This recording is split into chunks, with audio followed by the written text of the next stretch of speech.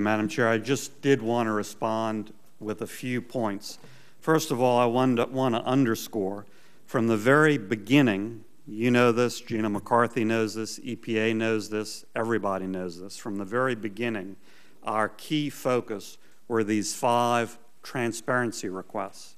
So we're not asking for this EPA to change its policy on any fundamental EPA issue. We're asking for openness and transparency. 4 of these 5 requests are things that are clearly required under current law that we're trying to get out of them kicking and screaming, and 1 is very consistent with openness and transparency that they have the full capability and authority to do.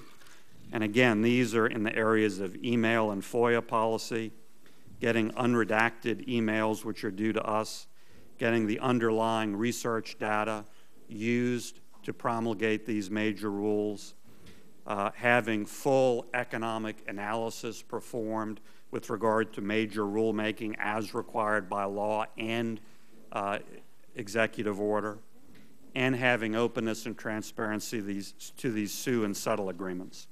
So that's the first point. We're not asking this EPA to change its policy and views. We're asking for openness and transparency as required by law. Secondly, you expressed shock and said you'd never seen this before. Well, in fact, you have seen this before, and you participated in it in 2003. I never asked anyone 1,000 questions, David. Don't say what I did. Okay.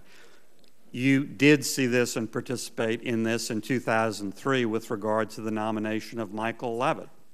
And in fact, that markup was originally scheduled and did not happen because no Democrat on the committee participated, and that was postponed for 2 weeks. And in fact, in that situation, I think it's noteworthy that Michael Levitt wasn't a part of that current EPA. He was a complete outsider in contrast to this situation where obviously Gina McCarthy has a major position in this EPA and has had one for the last 3.5 years.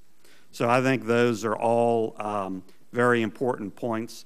And I would end by saying I think my letter is very positive, and I hold out a positive path forward so we can build on these beginnings of transparency, build on that, and have a positive outcome for the American people in terms of openness and transparency, and have that reflected in the nomination process as it proceeds from here.